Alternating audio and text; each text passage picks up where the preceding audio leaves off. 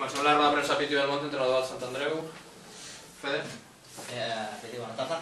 Què ha canviat de la primera a la segona part perquè el marcador també canviés d'aquesta manera, segons tu? Doncs, no sé, el futbol és màgic, el futbol és una mica estrany en general.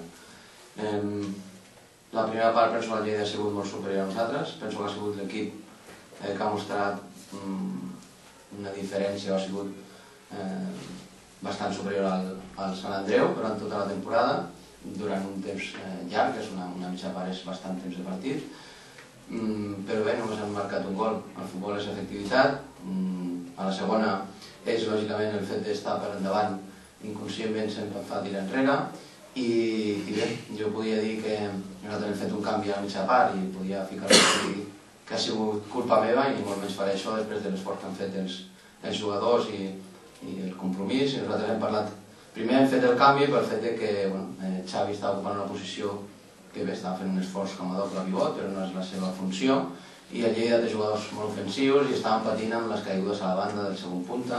Hem intentat corregir això amb l'entrada de Carroza i Nando, fent el camp una mica més, tenir la zona defensiva més protegida, i bé, a partir d'aquí, doncs bé, ells o bé perquè han tirat una mica enrere o bé perquè això ens ha donat més força, doncs bé, hem pogut, penso, controlar el partit i la segona part penso que ha sigut del tot nostra. El per què? Bé, això ha sigut una part important, però evidentment la clau ha estat el que hem comentat a la mitja part al vestuari, que el Lleida ens havia passat per sobre, això era la realitat, però que teníem l'oportunitat de demostrar si ens havíem convertit en un gran equip. De quina manera? Doncs anàvem per el partit, justament amb un equip que ha demostrat superior a tu pots sortir i dir ara en cauran 3 més. L'equip ha demostrat força, confiança amb la feina i sobretot un esforç molt important i han trobat el resultat. Portem 2 primeres parts a casa, seguides, molt grises. Això, hi ha algun... Ho expliques d'alguna manera? No, penso que són partits totalment diferents. Contra l'Andia la primera part no va ser bona, però va ser, penso que per culpa nostra, i aquesta primera ha sigut per un gran mèrit del Lleida, per la manera de pressionar. Lògicament, tots els equips ens coneixen molt i penso que són totalment diferents i que és cert que no han sigut bones parts, però bé, el que ens quedem lògicament que hem guanyat i que l'equip ha demostrat força mental sobretot. Al poc d'entrar Arnau, has canviat de posició Arnau i Rubén. El motiu? Perquè Rubén li havia donat un cop al genoll, al múscul que hi ha al costat, al vasco interno, i estava patint a l'hora de córrer i bé, quan més lluny de la defensa millor, i com Arnau té aquesta capacitat de fer les dues funcions, doncs hem preferit que no patís tant Rubén i si havia de patir que fos a la zona d'atac seu. Normalment a la temporada hem vist una tònica general que són els nostres 2 laterals que pugen molt. Avui gairebé no els hem vist, però si els hem vist ens hem vist només a l'últim tram de la segona part. Ha sigut perquè el Lleida ha estat superior en aquest sentit o perquè nosaltres buscam una altra cosa, al tindre 2 davanters fixes? No, ha sigut bàsicament perquè la primera part no hem tingut la pilota. No fèiem 3 passades seguides i així el lateral no té temps a incorporar-se a l'atac. Durant l'any sí que fèiem possessions més llargues i aquest temps els laterals que tenen molt de recorregut els hi donava temps. En aquest cas no era possible i per tant no ho hem fet. No ha marcat el fet que hi hagués, en aquest cas, Marcos i Edgar, perquè justament el que volíem amb Edgar és que estigués cap a la part de dintre, és a dir, entre central i lateral, per justament crear l'espai a Rubén, però el problema era que no teníem la pilota.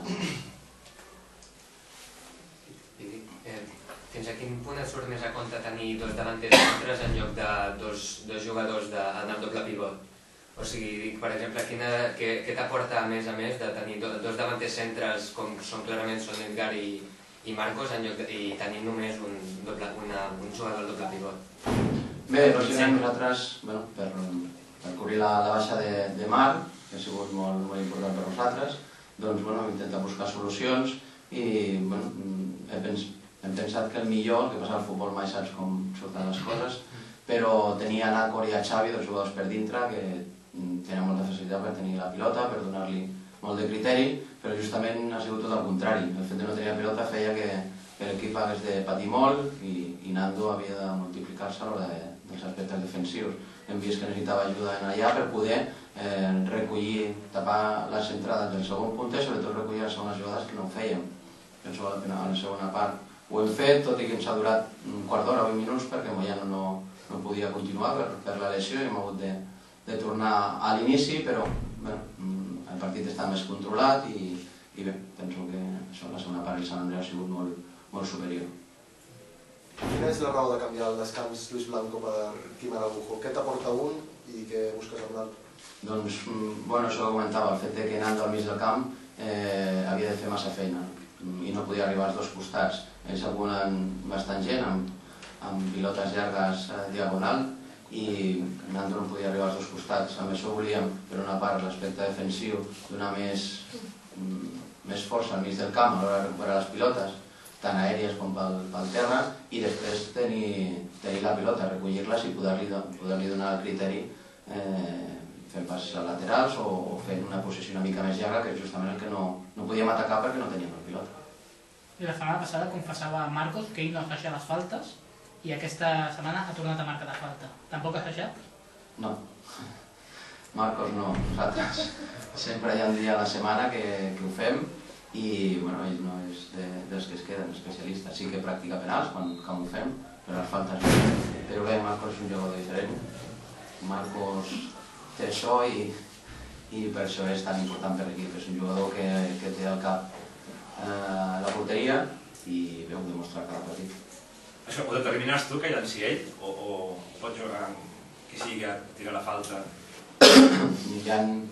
Això és la voluntat del jugador. Evidentment, un defensa que no està acostumat no ho farà, però allà el que té més confiança és el que ho fa. Bàsicament, si veig que va el porter, doncs li diré que no, però les faltes en aquest cas, en aquest cas és qüestió de confiança. Marcos és un jugador amb molta confiança i per tant cap problema. I avui és el primer partit que Marcos i Edgar juguen els 90 minuts sencers junts. Amb les lesions que ha tingut Marcos tota la temporada, Edgar ha arribat a l'hivern, però sé que el volíeu a l'estiu, era un dels que controlàveu. Si haguessis pogut fer jugar els dos tota la temporada, creus que hauria estat el plus que ha faltat per estar allà? Sí, això ho vam comentar la setmana passada, el que passa que sembla que faríem una mica de reflexió i ens queden dos partits, i per nosaltres és molt important. L'equip va demostrar que, tot i no poder arribar al play-off, cada partit vol competir, vol guanyar al màxim. Llavors posaríem a fer una mica de reflexions i potser no. Però sí que és cert, ho vaig comentar la setmana passada, que més que el fet de poder comptar amb els dos junts, al principi podien haver-hi dubtes quan es va recuperar Marcos, de que no podien jugar junts, sí que ho poden fer sense cap mena de dubte. Edgar el coneixem fa temps i pot, aquí diguem que ha estat fent la funció de davanter, però pot fer la de mitges puntes, perquè inclús per banda, com ha fet avui, perquè està acostumat, i de fet ja ho ha fet en altres equips, no és una cosa nova. I jo penso que una cosa determinant per això que dius tu, que l'equip no hagi pogut donar aquest punt diferenciador de poder estar lluitant fins al final, penso que sense treure cap tipus de mèrit a l'esforç dels jugadors i perquè tots han mostrat la seva implicació, és Marcos. És aquest jugador diferent perquè no practica faltes i va, xuta i la marca, i això al final de la Lliga són molts punts, són gols, i segurament aquest és un dels aspectes importants a tenir en compte, més que el fet de poder comptar amb els dos. Si Marc Oriola, un rival que pràcticament està tocant ja la promoció.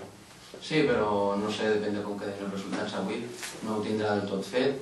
Aquí tothom apreta moltíssim, Badalona, Huracan i no sé com han quedat els altres resultats. Per tant, jo penso que és un equip que des del principi ho vaig dir quan vam jugar a la Copa, o quan vam venir aquí a casa, que és dels millors rivals, un equip que jo considero que hauria d'estar al segur a final de temporada. Partit molt difícil, un carrer d'herba natural, que s'haurem d'adaptar molt ràpid, però bé, l'equip anirà ja a donar el màxim i bé, a continuar en la dinàmica de la segona part, sobretot. Les preguntes?